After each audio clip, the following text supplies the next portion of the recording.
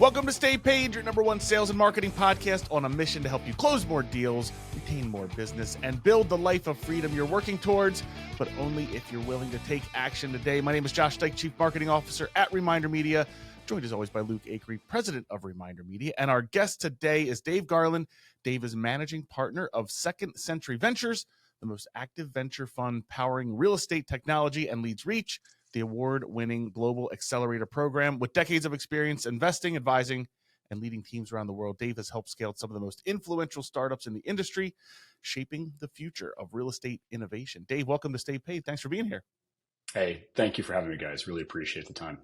Yeah, Dave, there's no better time to have you on right now because the industry seems to be turning. It's like everything is shifting. I mean, literally the deal with Compass, right, and Anywhere just solidified. I mean, we'll see if it gets through everything, but it just solidified. And I'm curious, your take on the industry right now. If you were going to give your kind of 30,000 foot view of what's happening with these mergers and then obviously tech, what would be your take right now of that deal that's taken place and where you see the industry headed? Look, it's a really good question, and I think that real estate has proven time and time again that the more big things change, the more certain things stay the same. We can get into the nuance of, well, what does this mean for the practitioners? What does this mean for the brokers and owners within the respective franchises? But I think the global reality of this acquisition is that it just creates new standards for operation. And I think that when you look at publicly traded companies in this space, they're trying to solve a very specific problem for investors. And what does the street want these organizations to do in order to receive a relatively strong return on their investment? Now, what did that mean for the day-to-day practitioners? Well, the day-to-day practitioners, I mean, these are entrepreneurs. And these entrepreneurs are still going to be entrepreneurs regardless of who owns what entity or what logo you slap on your shoulder. True. I mean, the reality is that for most brokers, the most valuable asset walks out the door every single day. And brokers are praying, hey, are my agents going to come back to me, or are they going to go to another organization? And the amount of attrition in the space, and I say attrition two different ways: those folks that switch brands. And those folks that just stop being practitioners but just maintain their license, it's still relatively high. And I think that you look back in the last 20, 30 years, those numbers really haven't changed dramatically. So regardless of what logo you slap on your shoulder, the business is still relatively the same. Can you serve your clients, and can you serve your clients and provide information and details and advice better than your competitors? Can you do it better, quicker, faster? And that really stems from the relationship. So regardless of whatever innovation you're using, regardless of whatever tool you're using, and regardless of whatever brand you're using, I mean, at the end of the day, this is a belly-to-belly business, and I think that it will always be a belly-to-belly business. I think that there's going to be organizations that carve this out. Yeah, but it's going to always be this belly-to-belly business to do it right. Yeah, that's interesting coming from you because you have a unique take because you're obviously with the venture capital side, investing in, I'm sure, a lot of new up and coming tech ventures and things to shape the industry. But your core belief still is that even with all the tech innovation and AI and everything that we're seeing, I think what was it, that big article that shocked everybody is the AI in Portugal, was it, that sold 100 million in real estate, right? And I haven't dug into the actual legitimacy of it. I know Gary Vee quoted it at a keynote the other day. But are you seeing in the companies you're investing in, even the way you're looking at technology and the opportunities you guys have from an investment, you're still going, nope, even what you're seeing, you're still going to have the real estate agent in the transaction belly to belly with the relationship?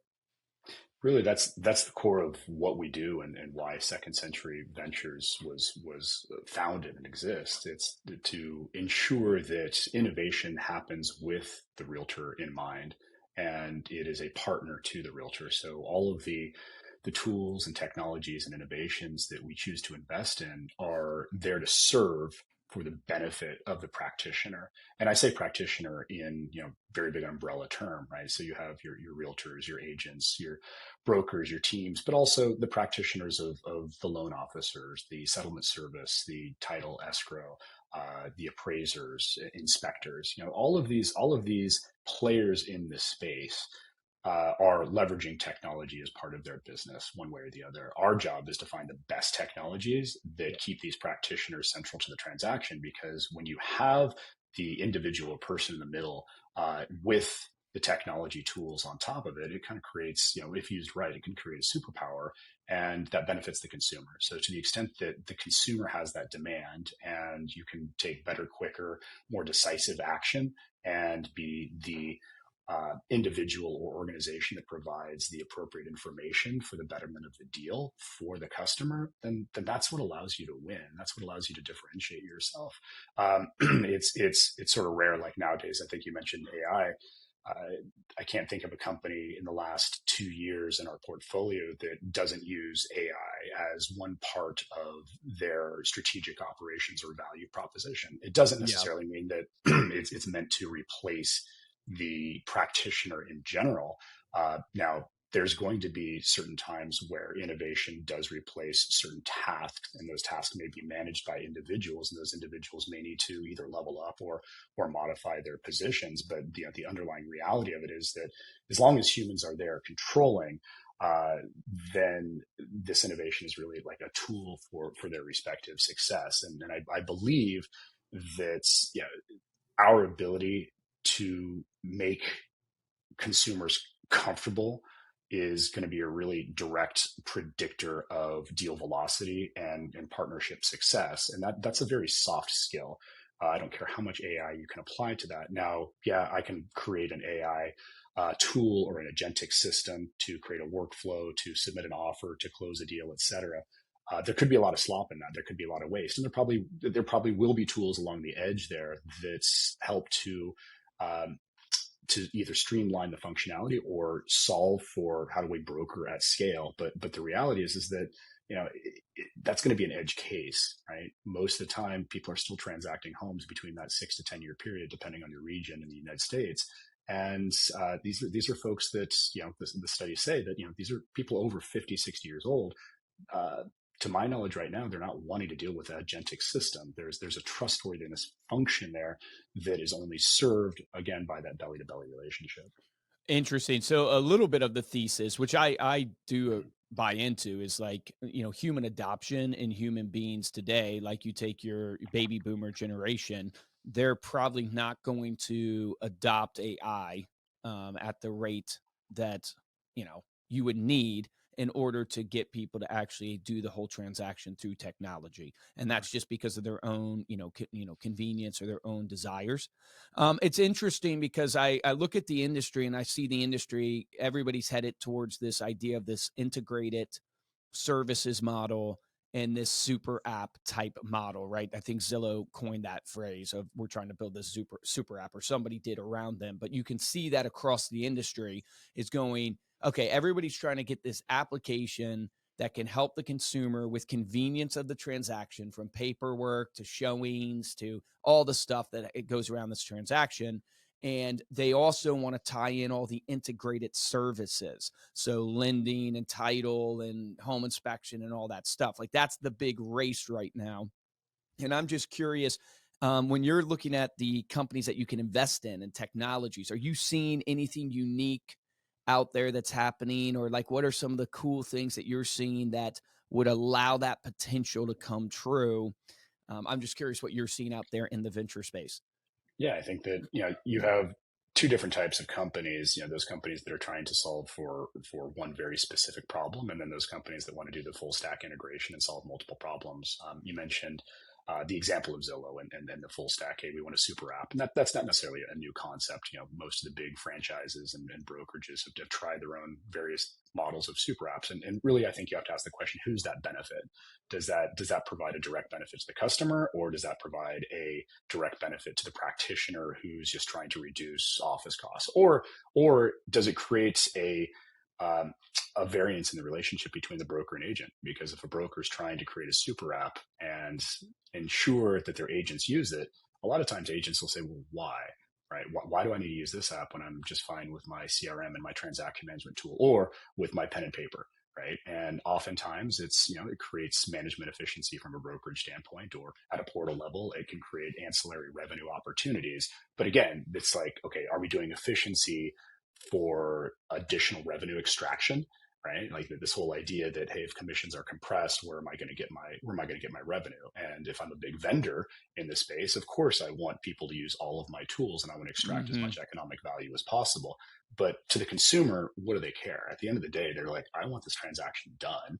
Right. They And want I convenience and speed. exactly, Yeah. convenience and speed. And if these tools provide that, then there's a market for it. And what's the willingness to pay for that from the intermediaries? So But don't you see that? Like, you don't you see consumers want that? Like I do. I see like the reason why the real estate agent has to move to integrated and a super app is not because of replacing the real estate agent. It's because of the convenience you'll give to the consumer, and the pain points of the transaction, having to deal with the lender, having to deal with the title, the insurance. It's painful. Now you're dealing with three, four different people versus one intermediary, mediator yeah. essentially for you.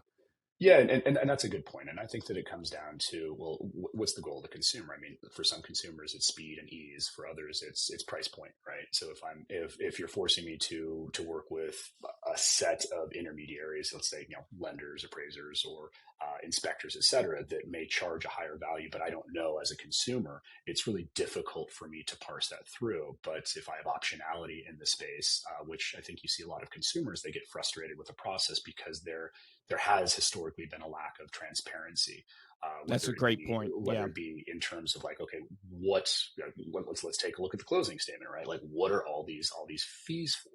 And oftentimes the consumer just is curious or surprised, and eliminating that surprise solves a problem for a certain segment of consumers. Other consumers, well, they're just like, just get the deal done, and and that transfers to buyers and sellers, and then you can extrapolate that out to even not just the residential real estate ecosystem, but the commercial real estate ecosystem, which has its own challenges, lack of transparency, et cetera. So I guess it just really depends on which ecosystem you're talking about. But I think the one truism is that there's really no shortage of applications and innovations for every aspect of the real estate industry, trying to solve every little nuance. You can create the super app, but the more you get toward the super app, the less efficient that gets as far as the overarching transparency for the end consumer. But that's Yeah. not necessarily a bad thing. On the other side, you could have apps that solve one specific problem and they do it better than everybody else.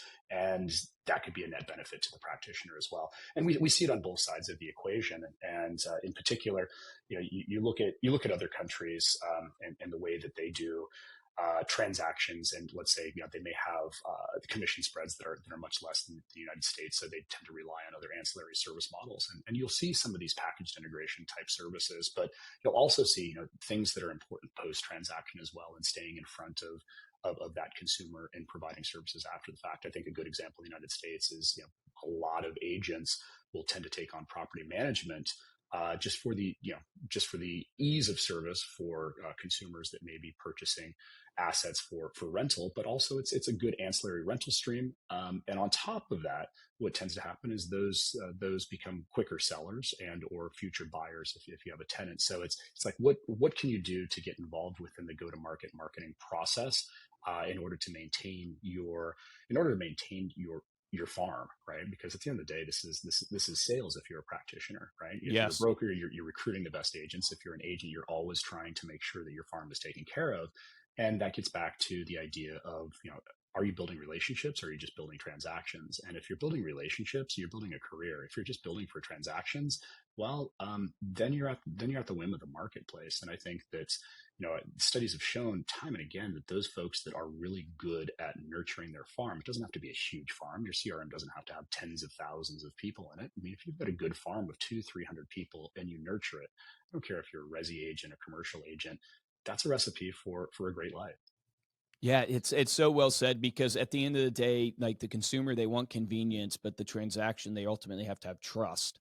And the relationship is the best way to build trust and maintain trust over long periods of time. And then with a relationship, like you can build trust from a brand perspective, but the beautiful part that I always see with the relationship that the brand doesn't always get to tap into at the same level is the emotional and personal connection.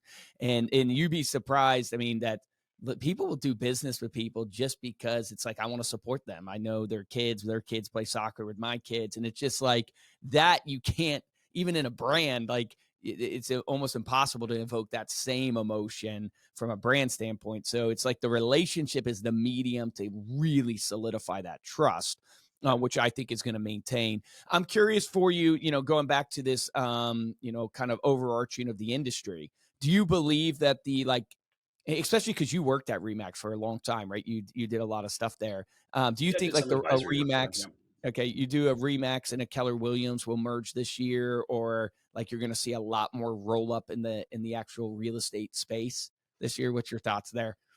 Well, I think that, in general, the markets, especially for publicly traded assets, they're highly dependent on liquidity and the availability of capital. And I think that as the availability of capital increases and the price of that capital decreases, then yeah, you're going to see a lot more mergers and acquisitions. Now, what that means for publicly traded franchises, I don't know. I think that's yeah, certainly there is a motive from an investor standpoint where they want return on their assets. And if you can't get it from a general market standpoint, then you work to financially engineer that. And one of the tools to financially engineer is through mergers and acquisitions.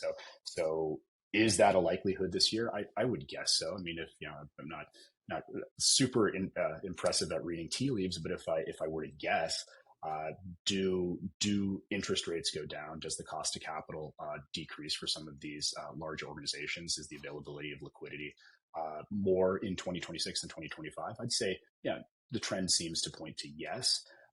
So that macro trend would say, all right, there's likely going to be more merger and acquisitions. 2025 was a banner year for merger and acquisitions in the innovation space, and also from the investment standpoint. I mean, just look at public equities.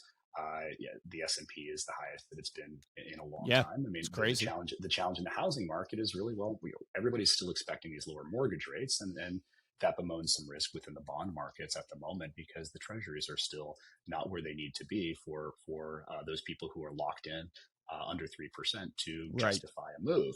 And so it'll be an interesting scenario because when the wholesale 30-year fixed from a resi standpoint gets to a place where people feel comfortable that they can move and the velocity of the transactions gets back up to a normal above 5.5, 6 million single family existing home sales a year to really where it needs to be, as opposed to that 4 million benchmark that we've been living in the last couple of years, then all bets are off. It's like we've been living in this system where it's been tough for the traditional resi focused agent because you haven't had the velocity of transactions. So because of that, we gravitate toward these big headlines because there's not a lot moving.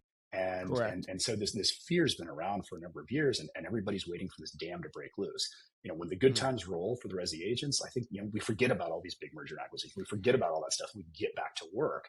And frankly, the best agents have been doing that in the last couple of years. The best brokers have been just recruiting like crazy. Yeah, well, you see all of it fading way more past the 80-20 to really maybe 95-5 is where 5% of the agents are really doing all the transactions. But doesn't that leads into thinking about this, is that why are the 5% or top 10%, let's say, doing all the transactions? It's because they're more treating it like a business. They're professionalizing and organizing and operationalizing their whole systems. I think of Acre Brothers Realty, right? My brother's team. And it's like they're treating it like a business. They have technology that they're running, just like Reminder Media does. They have, administrative features happening. They have all these things. And the normal residential real estate is not doing that at a high level. And that's what the consumer is now needing and demanding. And it's only going to get worse. Now, the hope for the residential real estate agent, that's solopreneur, is that these technologies will advance enough to where they get all of that just because the technology is so good. The AI is doing it for them. But there is that gap. I don't know if you see it the same way, of like the residential real estate agent is not professionalizing their business fast enough?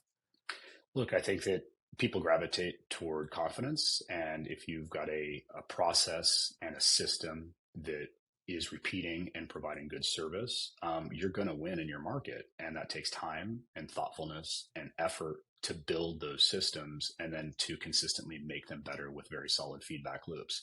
Uh, and that builds a brand, right? And when you build a brand, you can build that consistency. So do I see that bifurcation in the market? Absolutely. And I tend to refer to this as, sort of a K-shaped economy and a K-shaped future. And I see this just in general, especially with like the more recent introduction of AI into every part of our lives, right? The idea that things like AI makes it easier for us to do things that we've never done before. So the barriers to starting a company or to building a product or to selling a service have never really been lower.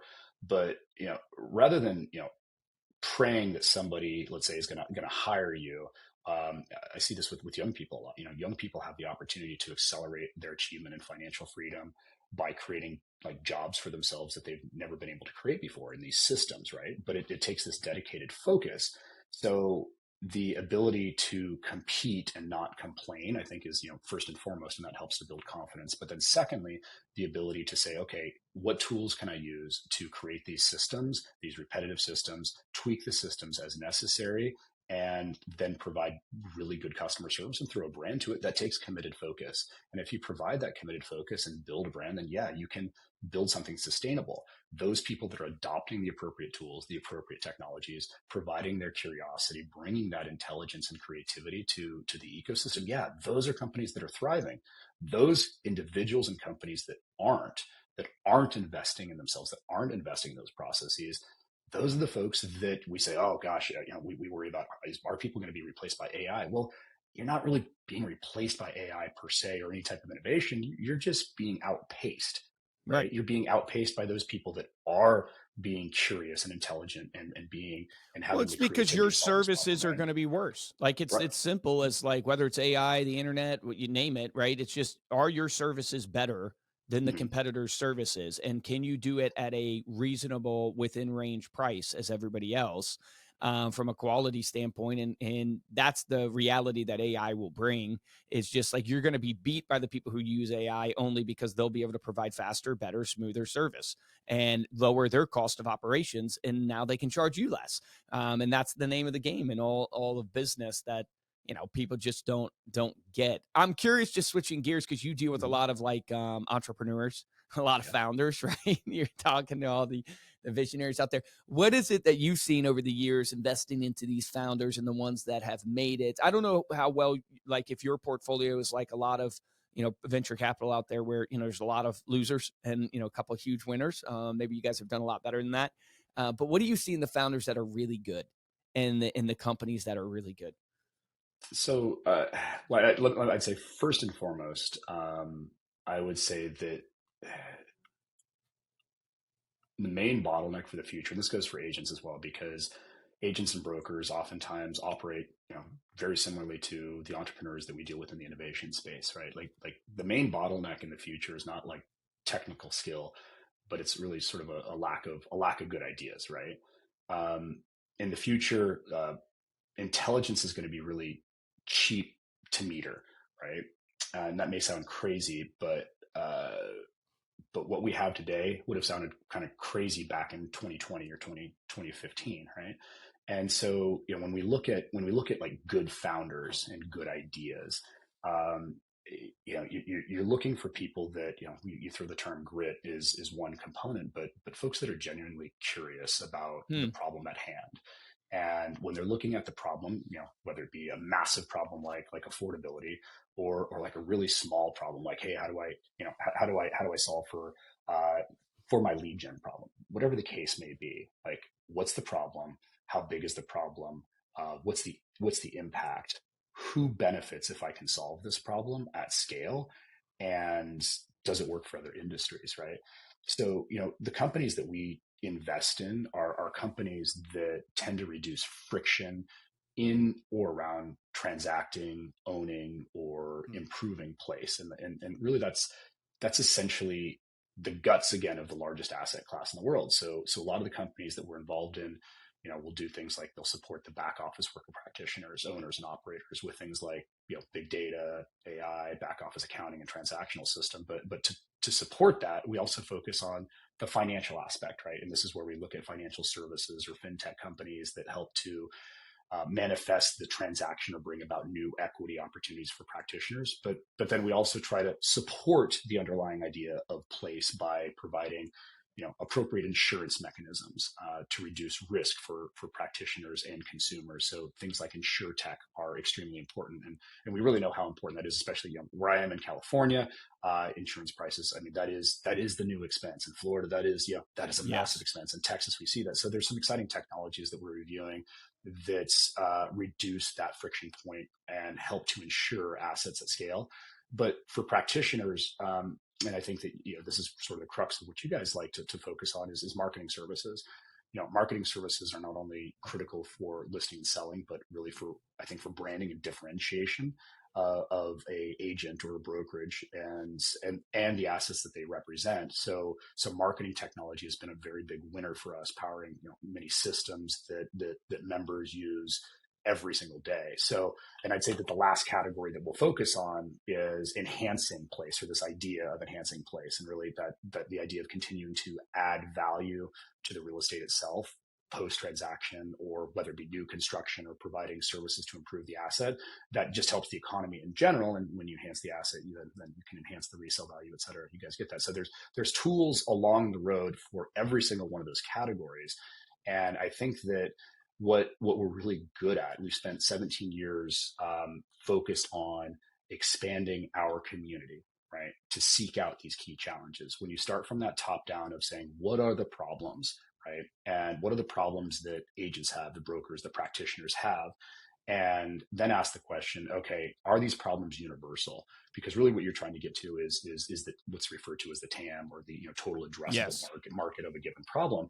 And what's interesting is, I'm always looking for those universal problems that don't just span across the United States or the resi market. I'm looking for problems that are universal across ecosystems, across segments. Is this problem consistent for consumers or practitioners in lending, title escrow, or other industries, right?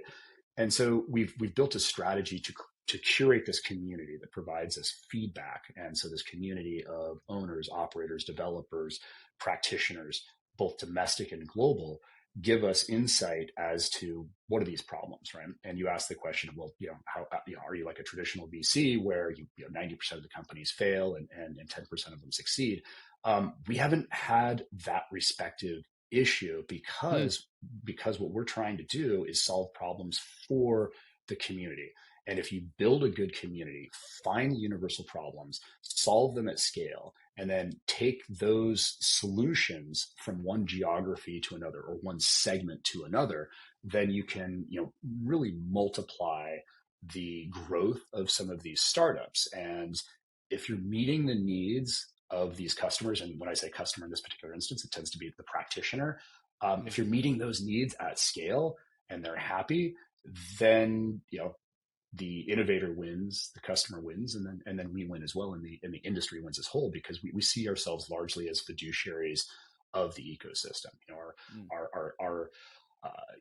We were created in 2008 to really drive innovation and empower entrepreneurs to revolutionize an industry that is often resistant to change. And so the launch of Second Century Ventures by NAR and their leadership team at that time was really reflecting a commitment to put members first and to stay ahead of the tech trends, but also by building this community. And now, as this community has grown, it's really provided substantial return to the ecosystem. And I will mention that these are all the initial check is non-dues dollars. Like, we do this. There's never been a dues dollar from a member that has gone into Second Century Ventures. So this is really a true benefit to the realtors, which is pretty phenomenal in a way.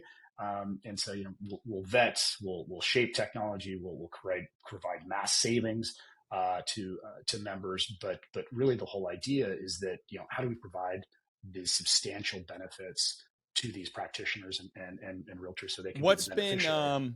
what's been one that was a home run for you guys, and what's been one that you were like, yeah, I missed on that one? Well, there's This is like the yeah. exclusive, stay paid Second Century Ventures, home run and fail. Like they do on Shark Tank, Scrub Daddies, like the home run, and then there's like a lot of them that are failed. Now, what's been like a home run and what's been a failure where you're like, oh man, I missed on that one. Well, I guess have you heard of DocuSign? Yes. Yep. Okay, so the idea of transaction management is a perfect example of Yep.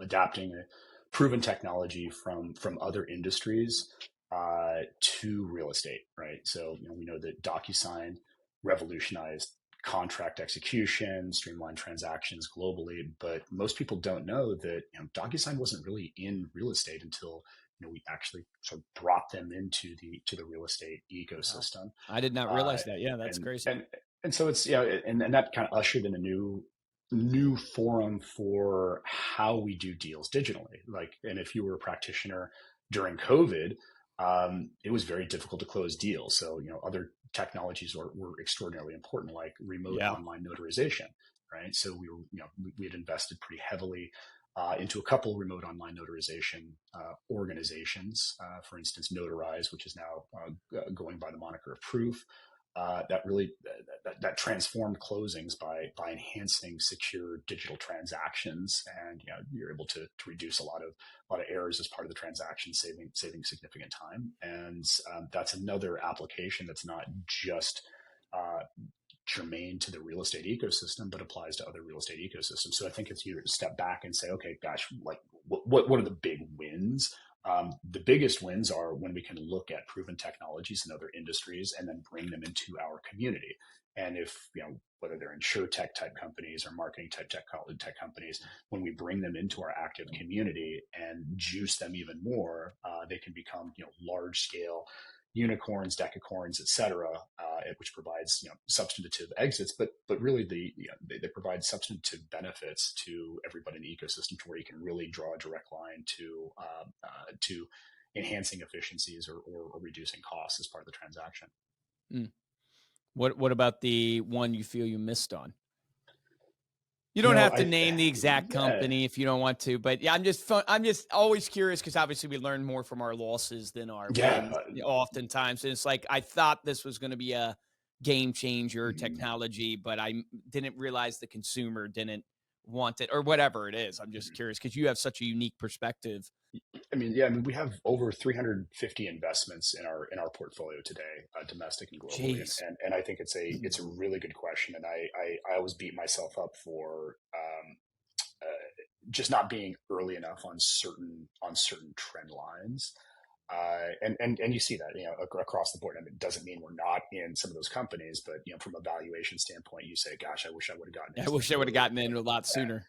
Yeah, I mean, like, you and I can go in the public markets and invest in Google today if we want. Yeah. But it's a different story when you're investing in their seed round, right? Yeah. And so oftentimes it's like, okay, you end up getting into some of these companies, but it's did you get into them the right time and right terms? Now that's we have a fortunate advantage because many of the companies that we invest in, regardless of where they are in their respective cycle, they want access to our community. Our community is among the biggest and the best in the world because When you say the community, impact we have. are you referencing mainly like the agents that are members, or are you referencing like the actual community of founders that are helping each other and stuff, or is it all encompassing?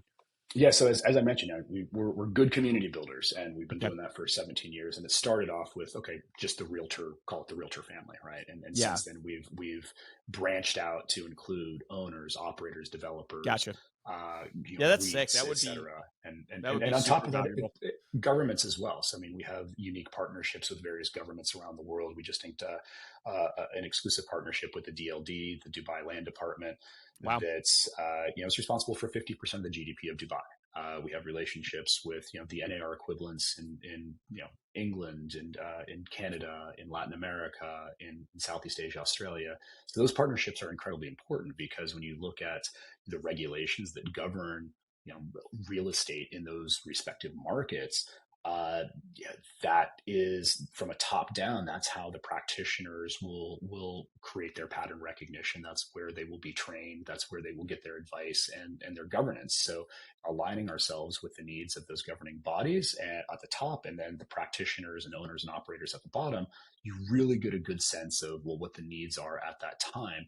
And those partnerships are really critical to our community, because we're constantly surveying our community on, like, what are your needs, what are your problems, so that we can be the stewards of bringing this innovation to solve those problems at scale.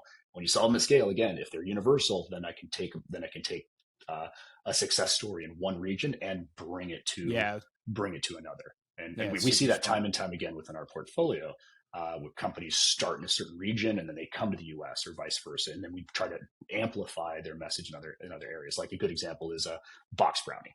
Years ago, Yes. they really brought photo editing and virtual staging into the United States. They kind of revolutionized real estate marketing at the time, like scaling globally. I mean, 100,000 realtors still use Box Brownie today. So It's it's crazy. affordable tools, but they, small Australian company came to the U.S. and started dominating the market. We really try to help them expand within the U.S. ecosystem and globally as well. And so we see that across the board. We see that with Rental Beast right now on the rental side of the equation with rental data. I mean, underpinning most of the MLSs in the United States, and you look at like some of the neglected regions where the real green fields are in the future.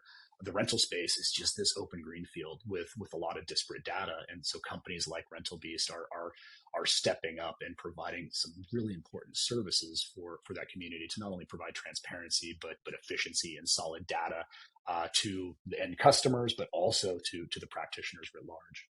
That's interesting you say that, because I was at a Sixers game the other night. The guy beside me, he owns a ton of apartment complexes, and I got to talking to him, and he was saying the item on his operational expense that grew a ton this year is marketing, and that marketing, I forget the exact stat he said, but it was like up 30% on the P&Ls of all these multifamily complexes, and I thought to myself, oh wow, that is an untapped, like, we as Reminder Media aren't going after like the marketing aspect of multifamily owners to trying to get tenants in and stuff like that.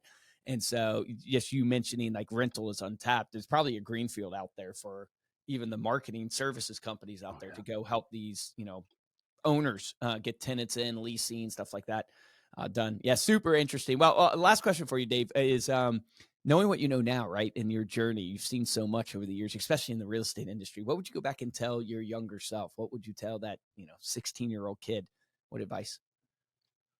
Um, that's a really really good question. I'd say focus on etiquette, right? I think that when etiquette is really about showing up in like those high stakes situations with a low heart rate, and it's like it's an incredible tool for composure, confidence, and not really politeness theater, right? Like when you know the unwritten rules of like a social setting, both you and your counterpart can focus your attention more on the content of your conversation, right? And so, like in this world again, where software is commoditized and AI is automating technical work, human skills like etiquette and trust building, which etiquette I think is sort of the basis of trust building, are going to be your real key differentiators. And the ability to build those relationships, whether it be if you're an agent, okay, what's my buyer or seller wanting, or whether you're working with a vendor, or whether you're an entrepreneur looking to get into the space. I mean, the challenge today and the challenge in the future in an area where content commoditization is so easy, we can create anything and everything. Yep. The differentiator for now and in the future is what's your go to market strategy. And if you've got a really good go to market strategy that's based on solid etiquette and based on that underlying relationship, you're gonna succeed, because if you build your relationship and you can build multiple relationships, then all of a sudden you have a community. When you have a community, you can rely on that community to support you, to help you grow, and to provide you all of these respective tools that are necessary to thrive. And I think that starts with the underlying relationship and the ability to build that relationship and trust. And that gets back to etiquette. Yeah, nice. so well said. Dave, thanks for joining us today. Before we close out, let people know how they can connect with you. So if you're interested in Second Century Ventures, scv.vc, but we also have Reach, our award-winning international accelerator, and that is nar-reach.com. And you can find me anywhere at dgarland at scv.vc. Awesome. Appreciate it. Thank you so much. And thank you all so much for listening. We'll include those links in the show notes of this episode. You can get that at staypaidpodcast.com. And if you like this episode and want to show your support, head on over to youtube.com/remindermedia. Make sure to subscribe to the channel and give this video a thumbs up. If you want to get hold of me or Luke, you can email us at podcast@remindermedia.com. Or, of course, you can follow us on social. We are at Stay Paid Podcast. For this episode of Stay Paid, I'm Josh Dyke. Guys, I'm Luke Akery. Dave, thank you so much for coming on, man. I can't wait to get to know you more. I have so many more questions I want to pick your brain on. Selfishly, as a business owner in the space that you're in, I feel like, man, you have so much knowledge and wisdom from everything you've seen over the years. My action item for people like that, the obvious one is you're hearing Dave say it over and over and over again, right? And the referencing of it's a belly-to-belly business, this etiquette and the underpinning of your go-to-market strategy being relationships. It's just a reminder that here's the guy that's investing in building the companies that are shaping the future of real estate, from tech and convenience and all this stuff. And he is even saying, guys, it's about relationships. So all this stuff that I'm building, it's really about relationships. But so I want you to focus on that action item, right? Because this podcast is always about action items. But the second thing I want you to focus on this week, because I think it'd be very tangible, is he mentioned kind of how he invests and how he thinks about investing and how he thinks about the go-to-market strategy. It's like, what is the problem that you're solving? What is the actual tension point in the transaction? What is the tension point for the consumer? And, building that into what you do. So often we as real estate agents, we just aren't actually focused on the problem that we're trying to solve for the consumer. We're just focusing and blasting our marketing out there, or just selling and selling and selling. And we're not really refining our value proposition based upon the problem that we're solving. So I would just challenge you, sit down today and ask yourself, what is the problem that I solve for the consumer? What is the problem? And then think about it in terms of a niche, right? There's riches and niches. Think about it in terms of a niche. Like, how am I solving this problem for these specific consumers? And that will help you so much in defining your operational things that you need to implement, your marketing strategy that you need to implement. Remember, the difference between top producers and mediocre producers in every industry is top producers take action. So take action on that today.